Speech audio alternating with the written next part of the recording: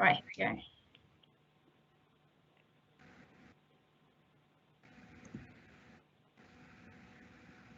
go. Okay, everybody, we are now live.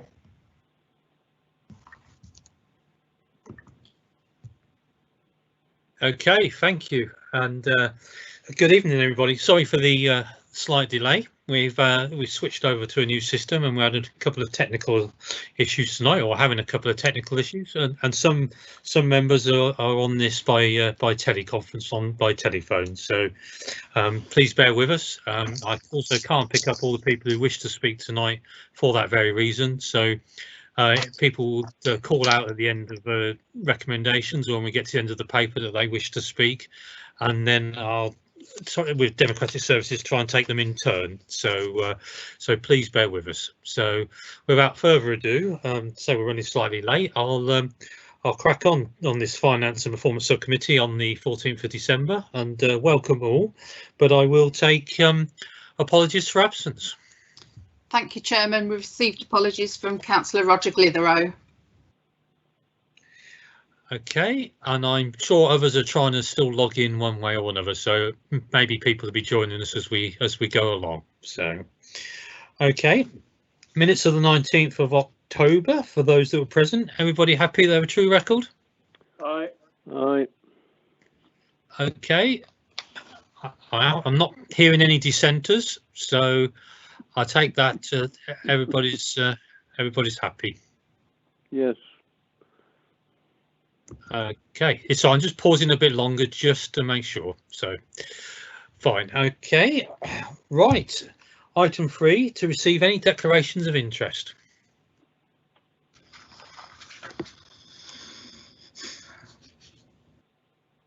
No, so that's the members that are present at the moment, and obviously if members join further along, they need to make some declarations. I'm sure they'll do so.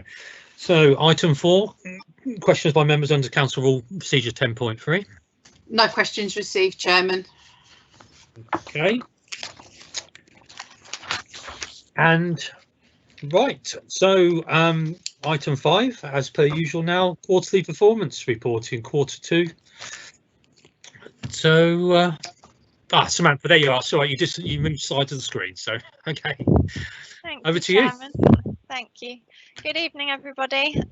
This performance report, as Councillor North said, covers the Q2 performance following performance clinics that were held over Microsoft Teams.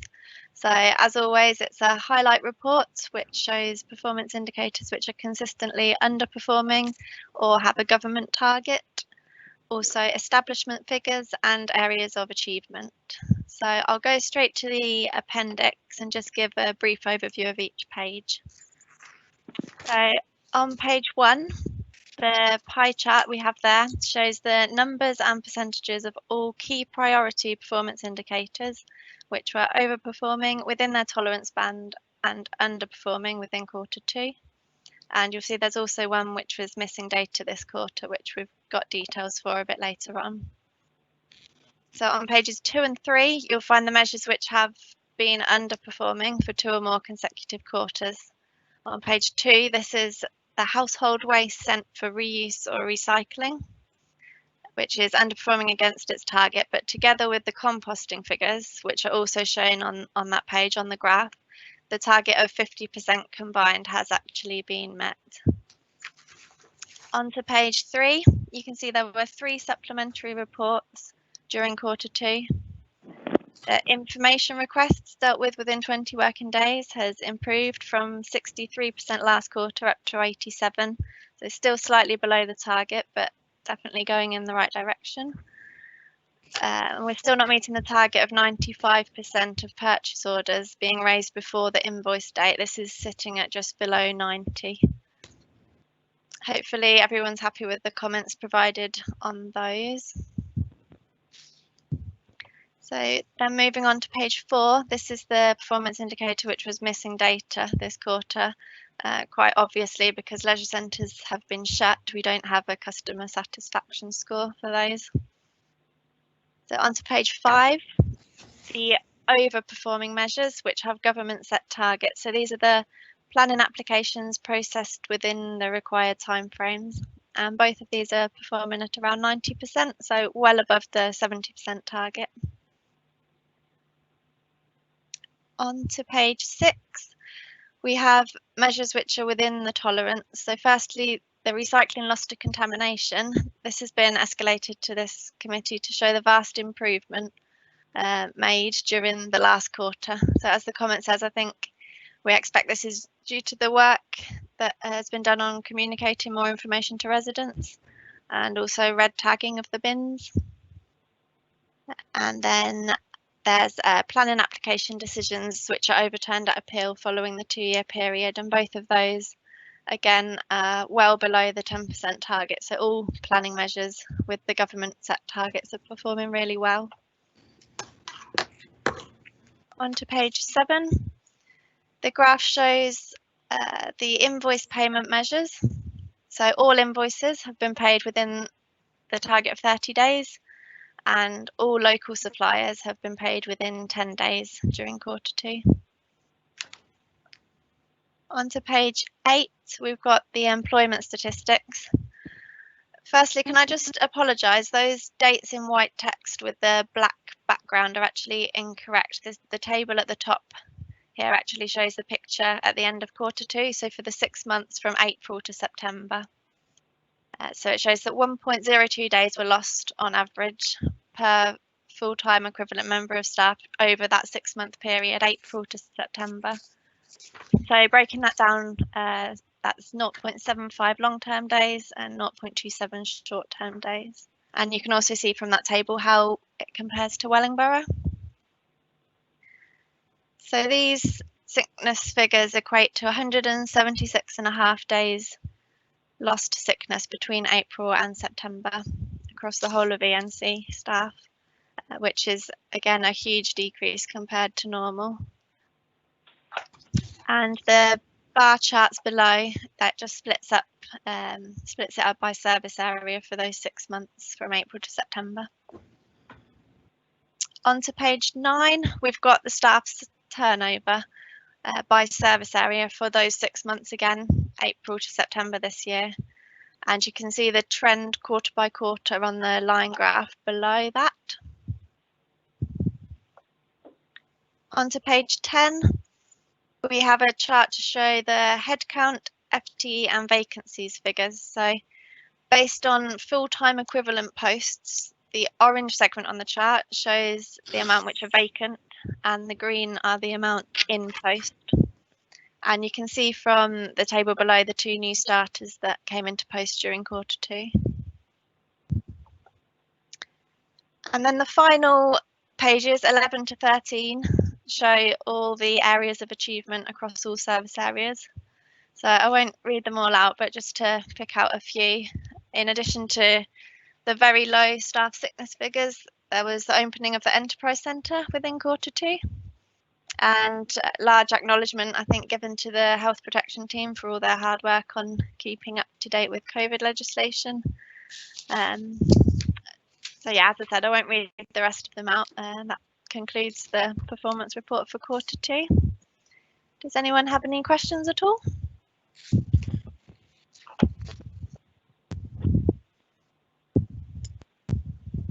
No real question, Chairman, but only to say it's a good report.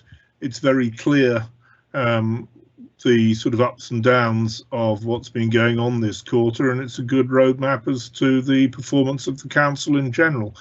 I know that there was a blitz on red tagging recycling bins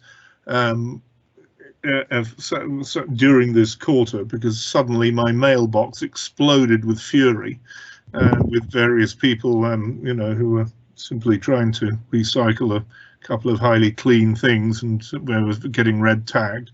But you know, it's obviously had its effect, and the statistics that you quote are really very good and very clear. It shows great credit on everybody, you know, in a difficult time. Thank you, Chairman. Thank you, Councillor Brackenbury. I was going to say similar comments, and I don't need to repeat them. And thank you, Samantha, for your report. We left it long enough for questions, I think, on that particular one.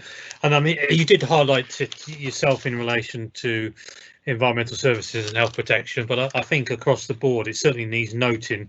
Achievements, whether it's customer services, revs and bends, and the health protection, and on top of the business as usual, just how much extra work and how much has been done. And it's always easy to focus on some of the graphs and the big pie charts, and the things are slightly underperforming in measures, but actually what's really important is all the achievements above and beyond. So if you pass that note back, because I think it is noted all round, just all the extra that's being done on top of the business as usual. So thank you for that, and happy to move noting the report. Everybody happy? Yes, I agree. Okay, thank you very much, and thank you, Samantha. Thank you. Okay. Item 6, which is budget margin report. Thank you very much, Chairman. That's myself presenting that report tonight. So this report provides an update on the forecast revenue and capital positions against the approved budgets for the period ended 30th of September 2020 in the 2021 financial year. Moving to the revenue overview, the original revenue budget for the net cost of services in 2021 was just over 12.5 million.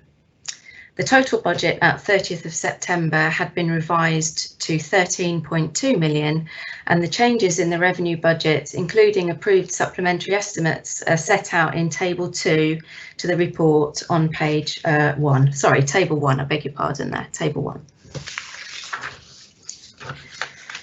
Details of supplementary estimates which have been approved since the last report to this subcommittee are set out in Table 2 on page 2 of the report.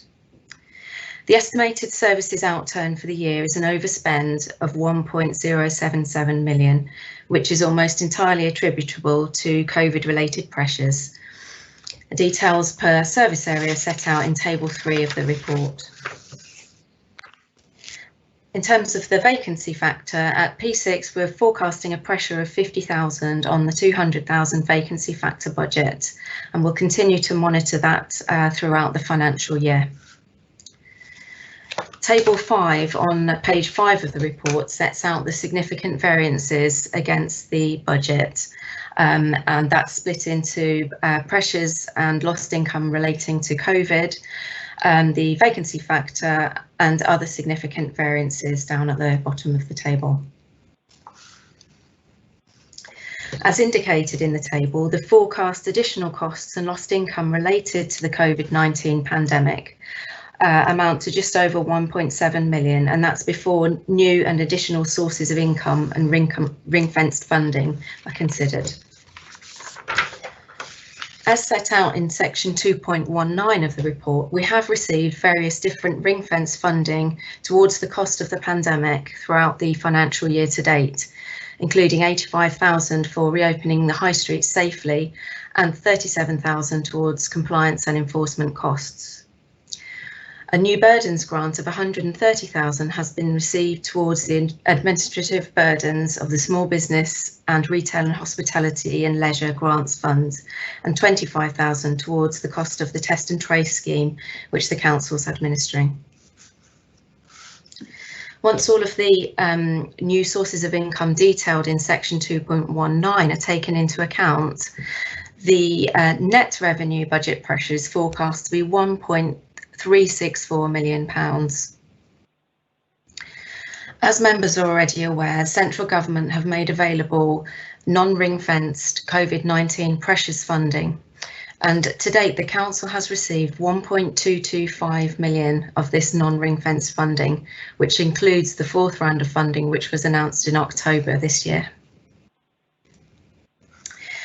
Members will also be aware that there is a new sales fees and charges loss of income scheme which reimburses a certain proportion of lost sales fees and charges as a result of the pandemic. As at P6, we're forecasting an additional 141,000 of non-ring fence funding may be claimed from this scheme in the current financial year. Taking into account the new sources of funding, including the non-ring fenced funding and the sales fees and charges funding, the forecast pressures it's forecast that the council will need to make a small use of reserves to cover COVID pressures in the current financial year of around £32,000. Members will be aware that 195,000 of reserves was previously approved to support the economic recovery project, and therefore it's forecast that not all of those reserves will now be required to support the cost of that project. The revenue outturn, as not specifically related to COVID costs and pressures, is forecast to be a saving of approximately £92,000. And I'm happy to take any questions on the revenue side of the report.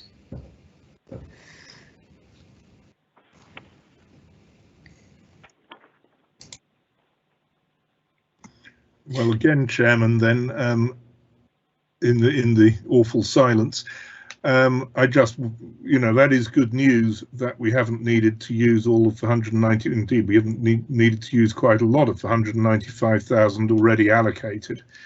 And the 32,000 that we do have to use is considerably less than it otherwise might have been. So I welcome that. Thank you.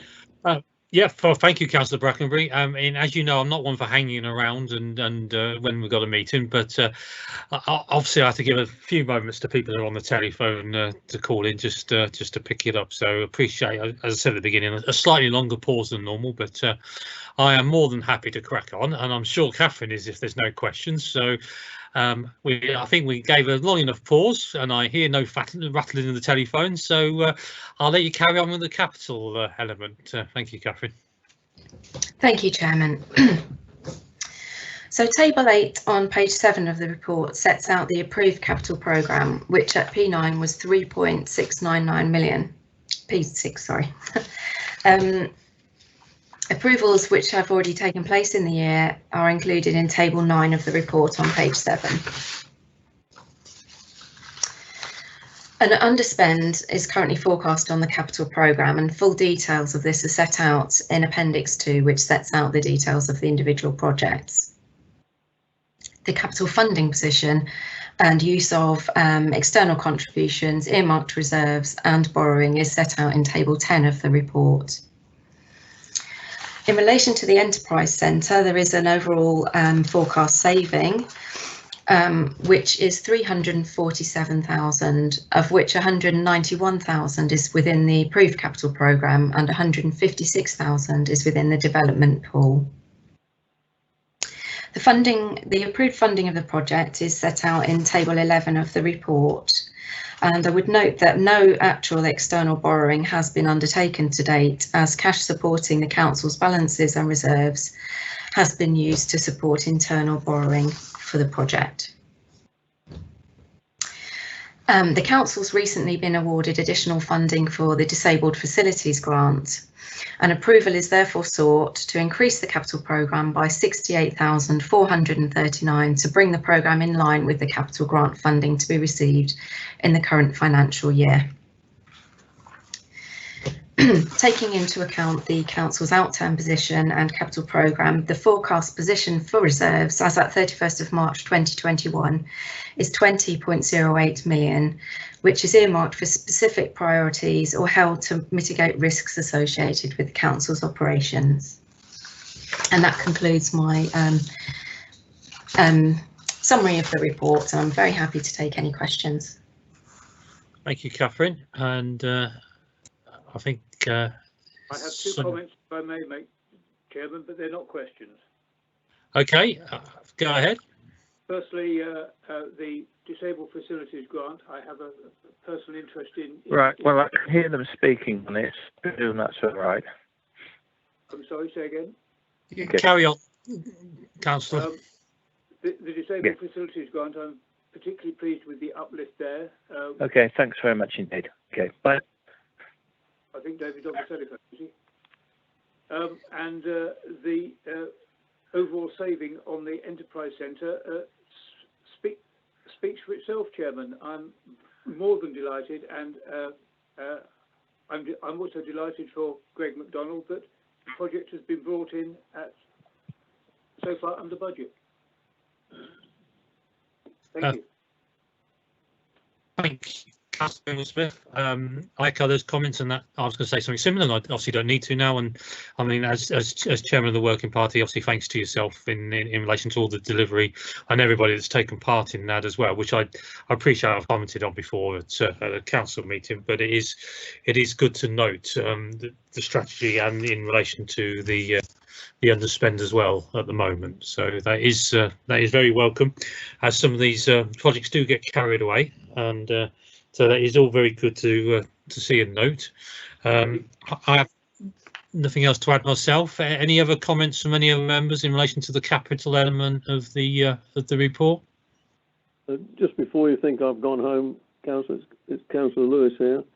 Just to say, I think the last two reports have been very satisfactory under the circumstances that we've been living. Yeah. Very much. Agreed. Well said. No, thank you, Councillor Lewis. I do note you're still present. I see the numbers all lined up underneath. It's just as it's possible to measure if you want to speak or not. So this is all jolly good fun. So if there is no one else wants to add anything, we've got the recommendations there on page 11, 14.1 and 14.2. If you're happy, I'll take 14.1 on block, which are all for noting. Yeah, proposed, Chair. Or note it. Agree. Everybody happy? Yes. All right. Yeah. Okay. And with 14.2, as it is I shall read that one out as it is a recommendation. So Finance and Performance Subcommittee is asked to resolve to recommend to Policy and Resources, the Policy and Resources Committee resolve to recommend to full council approve an increase of 68,439 to the 2021 Food Capital Programme in relation to the Disabled Facilities grants, which have already been commented on, and to be funded from capital grant income. So everybody happy with that? Yeah. All right. Chairman. I can't say all in favour and raise their hands, because that would be rather silly. So I'll take that everybody's content. So thank you very much for that report, Catherine. And I noticed you didn't bat it back to the finance manager tonight. So I'm sure you had an amicable agreement on that one. So right, item 7, Treasury Management Report. Thank you, Chairman. I've got that one. I thought the deal might have been done. Thank you very much. So, members, this report. Councillor North, I am now present on sound. Yes, we've heard you, Councillor Jenny. Right, okay, fine, thank you. So members, this report provides an update on Treasury Management for Q2, so July to September. As you'll see, section 2.2 to 2.5 sets out the UK economic summary provided by the Council's Advisors Link Group, which of course is dominated by the economic damage caused by the coronavirus outbreak. After the Bank of England took emergency action in March to cut the bank rate down to 0.1%, at its meetings in August and September, it decided to leave this rate unchanged. Link Group have also provided a summary of other world economies, and this is detailed for you at Appendix 1. Forecasted interest rates are detailed at section 2.8, with no expected increase in that bank rate, as discussed at 0.1% within the whole forecasted period up to March 2023. A summary of gilt yields and PWLB rates is detailed for you at section 2.10 to 2.15. And members will recall in the Q1 update report that the Treasury announced an increase of 1% over gilts to all PWLB rates. And although this was published after the end of Q2, members should note that the Treasury have just recently confirmed that this additional 1% rise would now be dropped from the 26th of November 2020, subject to a number of conditions, but this will be covered in full in the Q3 update. Section 3 of the report sets out the Council's annual investment strategy and performance against it. As section 3.3 highlights, average cash balances remained above the budgeted level at 33.45 million in Q2, and this again is due to the council temporarily holding funds from central government to be passported over to businesses and individuals within the district in the form of COVID support grants. Section 3.4 details how the actual cash held at the 30th of September was invested, and this is again split between fixed deposits, call accounts and money market funds, with details of that portfolio at section 4.1. At section 4.2, the return on the council's performance for Q2 was 0.3%, which is 0.33% over the 7-day London Interbank bid rate. The forecast outturn for investment income is detailed at section 4.3, and this is under budget by 75,000. This again is due to the negative impact that we've seen with COVID-19, and where those investments are maturing, they're having to be reinvested at much lower rates than was forecasted when the budget was set back in February. Section 5 of the report confirms that the council has complied with its prudential indicators, and they are detailed at Appendix 2. And the delegation to temporarily increase the counterparty limit with the DMO was used on the 17th of August, as highlighted in Section 6. It was increased by 2 million to 12 million for 2 days before returning to the £10 million limit on the 19th of August, and all signed off in line with the approvals as per the Treasury Management Strategy, updated by full council on the 13th of May. And finally, just to draw your attention, that's detailed at section 16, this report recommends that the subcommittee recommends to full council to note the Q2 Treasury Management Report, and that's obviously in line with CITFA's guidance on good practice. So that concludes the Treasury Management Report. I'm happy to take any questions. And thank you for that. I'm glad you remember the succinct to these meetings and these reports. So I think that's covered very well. Thank you very much for that. And we thought 3 years ago our return on investment couldn't get more depressing and not look very good. Well, were we surprised? That's you know, they have to redraw the graphs at this rate. Any comments from members? Not really much to say, Chairman. It's a very clear report. We're doing what we can do in the rather depressing economic circumstances.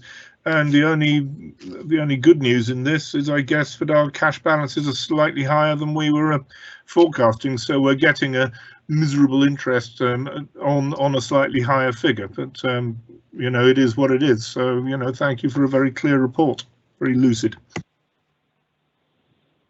Okay, any comments from any other members? I think no. Chairman. Okay, so on 16, the recommendations and has been laid out by the finance managers. So 16.1, obviously to note the Treasury Management Report performance as normal, but now obviously a slight change to normal is obviously recommend to full council as mentioned and as in the report. So to recommend to council the Treasury Management performance for the period up to the 30th of September in the financial year that's to be noted. So everybody happy with that? Aye. Yep. Okay, thank you, and thank you for that. So item 8, which is the COVID-19 business grants update. So that'd be Lucy, I assume. Yeah, thank you, Chair. This report is slightly out of date now because things have moved on with the grant, but if I tell you where we've been and where we're going now, I think that would help. So during the national lockdown, the 2 new grants were announced, and these were to support businesses during the national lockdown, and they were based on the rateable value of the business premises. So there's 2 grant schemes announced. One was called the Local Restriction Support Grant, in brackets closed, and ENC received an allocation of £1.2 million for that scheme. The scheme wasn't cash limited. If we had more businesses than we got funding for, we would be topped up with the grants, you know, with the additional money. The eligibility criteria was those businesses that were mandated to close by government. So those that chose to close didn't fall into the help with the mandatory grants. It was just that those that were forced to close. To date, we've paid out 305 grants, totaling £460,000. And we're up to date with paying out all the grants. So, you know, just ones that are coming in now, we're processing as we go. And also, BEIS haven't put a closing date on this grant scheme yet. So as long as people keep applying, you know, we can still pay those grants out at the moment. Then there was a second grant that was announced as well, and this was called the Additional Restrictions Grant. And that was a discretionary grant scheme for us to administer. And we received nearly £1.9 million for that grant. It was aimed at providing help to those businesses during lockdown that were actually struggling because of like supply chain or such.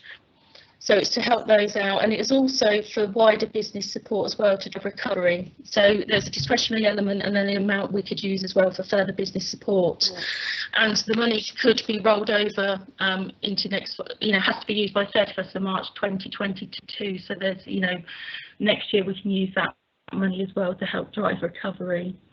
And details of the discretionary grant scheme can be found in the appendix. But it basically sets out what I just told you about the funding, the qualifying criteria, all the checks that are made when someone applies to us, you know, to make sure that they are eligible, you know, to stop fraud from entering the system as well, and all the assurance checks that we do. We've also set up a grants panel that meets every Thursday, and myself, Greg and Amy sit on that panel to see whether we'll pay people or not. There hasn't been a great take-up of applications, to be honest, and that's been found across the county, not just in East Northants. So far we've paid out 31 grants totaling £56,000. Yeah, so the take-up hasn't been great, and a lot of people that have applied, there's been quite a few applications, but it's because they've applied for the wrong grant scheme. They're actually entitled to the mandatory grant rather than the discretionary one, so we have to, you know, pass them back over to the business rates team to administer that for them. So going forward, because we've moved out of national lockdown now and into tier 2, there's more grant schemes that have now been announced. So one is called the Local Restriction Support Grant, in brackets open. And this is another discretionary scheme for people that have been affected by the local restrictions under tiers 2 and 3. But unfortunately at the moment we haven't been told what our funding package is. We were promised it on Friday, it still hasn't arrived. So until we know that, it's hard to look at what a discretionary scheme might look like. But what we've basically been told, it's aimed at the hospitality, hotel, bed and breakfast and leisure businesses that have been affected by local restrictions. So that's what the scheme's aimed at. If we go into another national lockdown, the open scheme will close and we'll go back to the additional restrictions grant pot of money again. But also, in addition to that, though, we can still use the additional restrictions grant for if we're in any kind of tier and for any business. So it's really complicated. It's going to complicated for our businesses to understand, because us trying to fathom out which grant people should be, you know, applying to. Whether we're under tier 2, 3 or national restrictions, it's just like it's moving all the time. So we've got ongoing discussions with neighbouring authorities because they're finding the same thing, and we want to try and be as coordinated as possible with this. So I'm discussing this with Greg tomorrow, and we're in discussions with Kettering and Wellingborough and Corby as well. So further information will follow on that. But like we say, at the moment, we don't know what the funding package is, so it's quite hard to say any more on that. And there's another grant been announced, and this is the Christmas support payment for wet-led pubs. So that's a one-off payment for wet-led pubs of £1,000, and it is just a one-off payment. We think we've got about 40 pubs that might satisfy the criteria for that, and the criteria of a wet-led pub for this grant is 50%, less than 50% of their income is from sales of food. Now, when we were on a call with Bays, we said, is it just self-declaration for this then? How do people prove that? And they basically said, well, you'll have to do some sort of self-declaration, which is right. And then we said, but do we have to have like proof of accounts? And they said, well, we can have accounts for the period prior to COVID to see what their normal food bill type thing was then. And we're very doubtful that what people will be able to provide for that, to be honest. But Bays basically said, well, it's up to us what we ask for. But then they couldn't say that we wouldn't get told off if we didn't get some sort of evidence. So, you know, we've got to weigh that up as well. But we'll be discussing that with our colleagues as well. But that will probably be more of an invitation-led grant, because we can tell from our system who we think are the wet-led pubs, and Environmental Services have got details on that as well, so they'll be able to help us out. So that's another one to administer. That hasn't gone live yet. That hopefully will go live possibly next week. But obviously we're not going to be able to get the payments out possibly before Christmas because of the Christmas closure and such. So, but they have got up until the end of January to apply, and then we have to make all payments by the end of February. So there is time in there. But to be honest, probably £1,000 isn't going to help a lot of pubs out for the Christmas period anyway. So yeah, we'll see how that one goes. But yeah, they're the two other grant schemes that have come in since that we've got to now deal with. So I'm happy to take any questions on any of that. Well, thank you, Lucy. To some extent, I'm slightly happy that we haven't got to do this through council budgeting and take this to committee, because I think, in fairness, the confusion that that would entail from all this, I mean, and it would be very interesting, and it's also very good to learn a new word tonight, because I'm glad you explained what wet-led pubs are. I mean, I suppose it's obvious if you think about it. It means a pub. It's what they used to be, as in selling drinks and alcohol rather than food. But whoever came up with the concept of wet-led is very, very interesting. So thank you for explaining all that, and thank you for all the hard work you're doing, because you must find it very very interesting trying to allocate all the and the whole team's trying to allocate all the different funding streams. Now, this isn't a criticism of our council, and it wasn't when this criticism happened last week, but someone did criticise how little money is being paid out across the county in relation to these grants, and I think they were keen to get all the money out, and I just think it's just too complicated for all the checks and balances that need to take place to make sure that the levels of assurance the government requires. And of course, we can't just give this money away as such. I mean, there has to be the criteria of the loss of income. So it must be a very hard balancing act. So I've got Councillor Brackenbury, and then yes, sorry. Yeah, just to say that we do have we do keep a tally each week of how many grants are paid out through the councils, and for North Northamptonshire, East Northants are doing rather well at the moment, shall we say. So I'm very, very proud that we're top of the league at paying out at the moment and doing all the checks as well. Now, as I said, it certainly was not a criticism, and it wasn't levelled at this council. It was just a general point that you know, the government are applying all these grants, and it's making sure the money's out there, but it's getting that levels of assurance that this is public money we're still spending. So and I'm sure enough messaging is going out to say that it is there. It's just directing people in the right direction. And of course, I don't think we will, but we could change tiers tomorrow, couldn't we, or next week or whenever. So not only is another possible lockdown, we could change to tier 3, and that would also change all over again. So yes, Councillor Brackenbury first, and well, you're the only person I can see, and then anybody else who have to shout afterwards. Councillor Brackenbury. Well, thank you, Chairman. And how It is like an enormous, like a little university, this committee. You learn so much, and now I know about wet-led pubs. These are, of course, the pubs which fail the Scotch egg test, it seems. So they're not doing enough Scotch eggs to provide substantial meals. So now we learn something every day. However, my more serious question is on the discretionary grant scheme. And I've looked at the annex. These are for businesses that would be domiciled in the East North Hants area, would have or have their registered office in the East North Hants area, or have their trading in the East North Hants area, or any combination. I'm just interested as to the if you like, the residency criteria of businesses that might apply for these grants. Yeah, it's actually businesses that are based in this area that we look at. Their actual business premises. Right, but yeah, I mean, I understand that. Some businesses have got business premises in more than one location.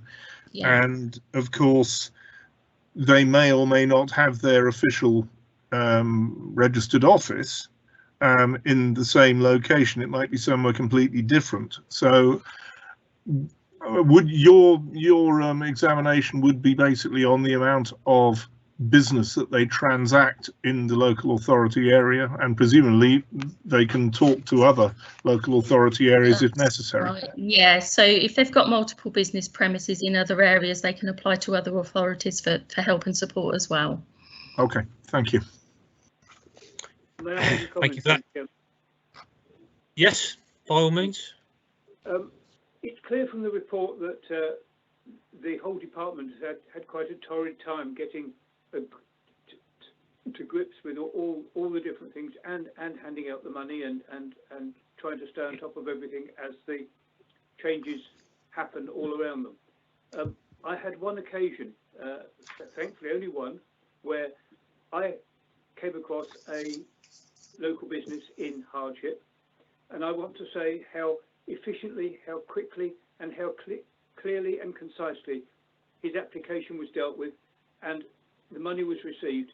He was enormously grateful, and he commented to me, which I pass on, that I hear from this report what a torrid time you're having, but you are appearing as swans on the surface, so to speak, out amongst the people making the applications, especially this particular chap.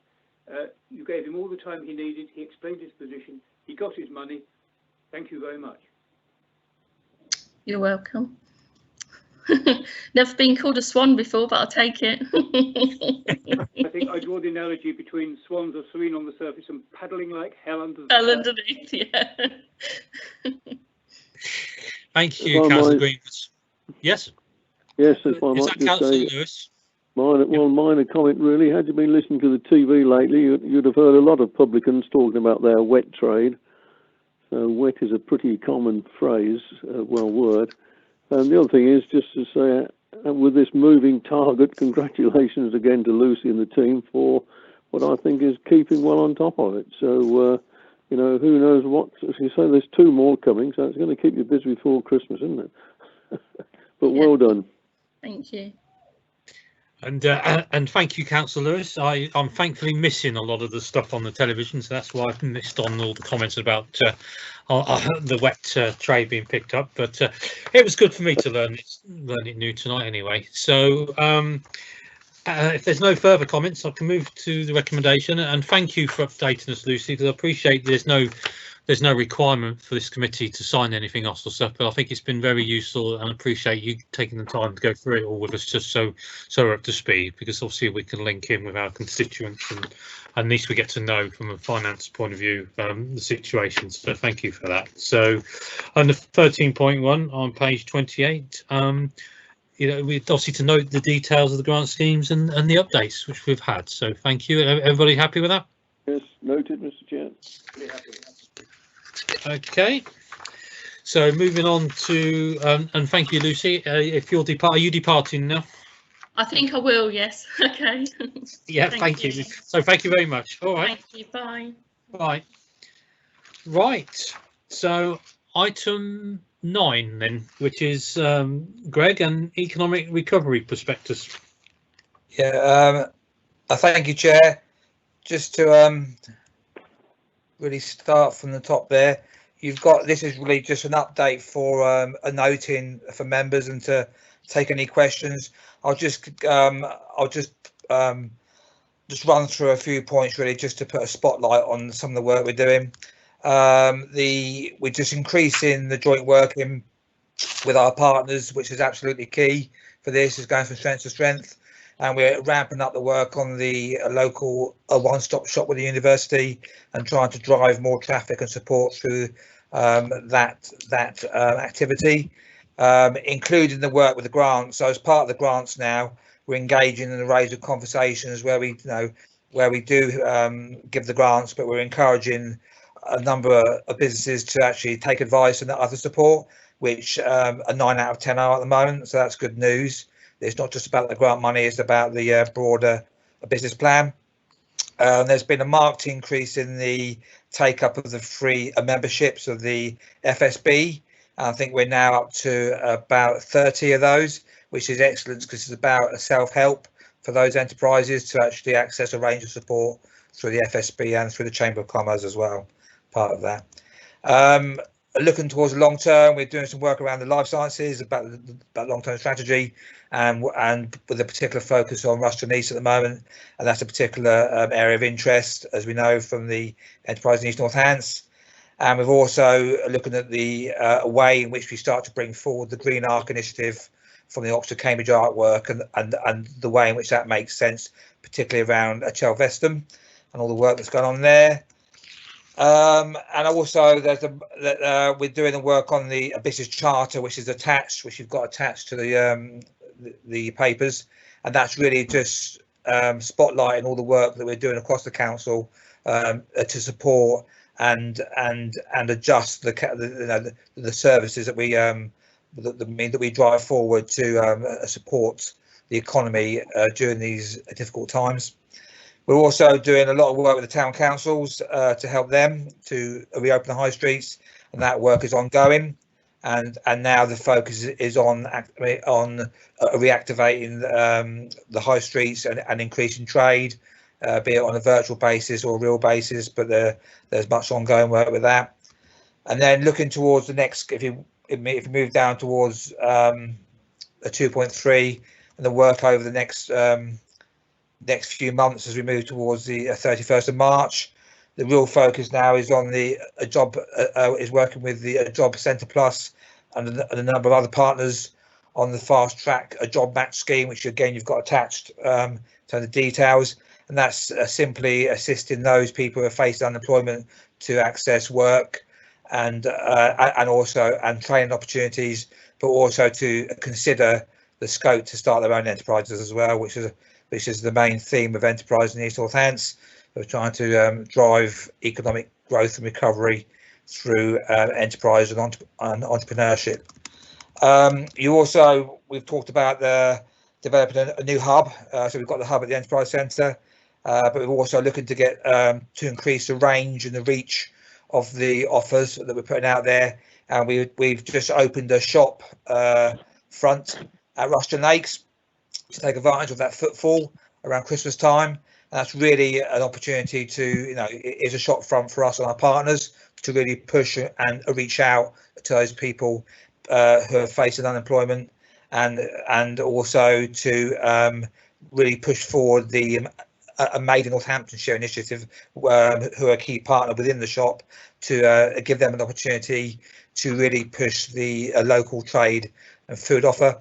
Also, as part of that shop at Rushden Lakes, we've got an offer for all the town centres, so they're advertised within that shop, and also there's opportunities for our partners from across the district to come and be part of the shop to help push that reopening of the high street. And another one just to highlight, working with Screen Northants. We're looking at the way in which we can use a TV and film industry to really start to document a lot of the work that's underway, but also to really push that as a sector as part of our broader tourism economy and the way in which that will come together. So that work has been underway for the last year or so, but we're looking to use that as a lever and a vehicle to really accelerate work around the economic recovery process, and particularly taking it into that new sector. We're also seeking to work across other areas, as I think we said before. We've got the our neighbours in BCW on board, and the county.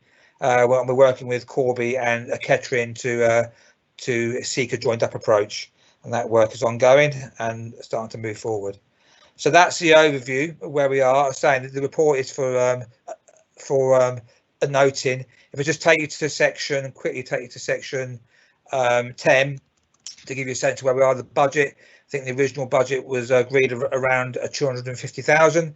The actual spend to date is 68, and that is now accelerating. Already we'll be up to since this report was done, we're up an extra 30,000 on that as we seek to take forward the shop unit and drive forward a number of initiatives around employment and business help and support, particularly the FSB work as well.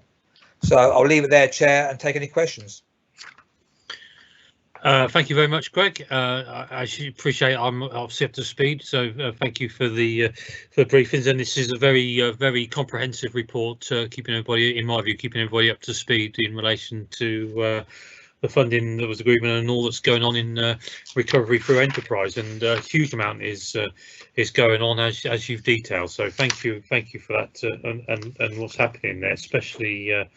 Especially good on the hub as well down at the lakes. So it's a shame we couldn't have done a traditional launch from that point of view, but there's been quite a bit of promotion about it, hasn't there? So any comments from members?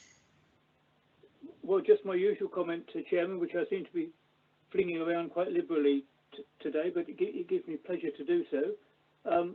That I left a message on Greg's mobile this morning, congratulating him on the hub down at Rushton Lakes. I think it's absolutely splendid, and I'm happy to repeat that in the public forum. Thank you. Thank you for that, Councillor Greenwood-Smith. Well, I'll, Chairman, quickly just pass on a remark I made earlier to earlier meeting, and that is to welcome the work that was going in, I believe, with Litchfield's the consultants, to support development of the life sciences sector. If we're going to be in the Oxford and Cambridge Arc, it's a good place for it to be, and any work that we can do to bring that sort of high caliber operation into our area would be very much to be welcomed. Thank you. Just briefly, Mr. Chairman, if I may. Yep. Yes, well, I suppose just at the moment it's a little bit like swimming upstream, I suppose, but it's very pleasing to see the number of initiatives that we've got here. And I fully support the activities. Thank you, Councillor Lewis. Thank you very much for that. Comment from me, if I may. Yep. You're on the screen. Yes. Sorry. Yes. Sorry. Yeah. Well, I'll appear when I say something. When I'm not saying anything, I'll disappear behind the queue of other people who have spoken. But I just want to make a comment, bringing those last two reports together, really, Chair. Firstly, Lucy's report on all the grants, and just drawing members' attention to the ARG element, the discretionary bit, which is various people have commented on. Not a great deal of that has been spent, because not a great deal of businesses actually meet the criteria for it. But that does provide us with quite a substantial pot of funding, which you can multiply roughly by 4 across the whole of Northamptonshire. And all the fantastic stuff that Greg and his team are doing, and all these various different initiatives, that's something that when we've got Kettering and Corby on board, and we're all sort of Northamptonshire, there's potentially a really significant pot of money that can be used across the whole of Northants from the 1st of April onwards. From that ARG funding, I'm sure a lot of that will still be left at that point. And then that can be invested to really drive recovery and push the the development of businesses into the sort of sectors that we've long had aspirations to develop, rather than being reliant on B8, which we have been in this part of the world for quite a long time. So as well as all the great stuff that Greg and his team are doing at the moment, I think there's some really strong opportunities for us to do things into the next sort of fiscal year when we've become part of Northamptonshire. So I'm sure that's, I know Greg's working on putting some thoughts together around that and trying to get his Northampton colleagues on board, so that I think Northamptonshire Council is going to have, like I say, a really big opportunity to develop a strategy to use that funding to really drive recovery beyond the 1st of April. So I just wanted to flag that up just for members' information, really. And thank you for that. And I note the 2 paragraphs in the report and Greg's comments in relation to that, and it's actually great, and it's really good to see the linkages in we've now got in, even more so with the University of Northampton, and well, we have a good relationship with SEMLEP anyway, and so forth. It's just how we, I think just commenting on that, how we build up even better to getting Kettering and Corby on board to a greater extent in relation to starting work on the economic strategy before the new council goes into being. I just don't know how much could be progressed on that, Greg. And I noticed in relation to one of the areas in relation to the funding that we're putting in this, which is not coming out of the obviously out of the programme office in relation to delivery of the blueprint, because it's obviously it's not in there to some extent. But I just wondered how much we can progress in the time that's left. Greg, I don't know if you wanted to. Yeah. I mean, I think that's a real challenge. I mean, it's quite a frustration. I mean, it's something that I think we could have got a lot of traction on. I mean, in my view, we need to have in place a Northants strategy and framework for the economy. And it's something where we've done a lot of work, particularly through Recovery Through Enterprise. But as you'll see, a key strand of that is about the strategy work.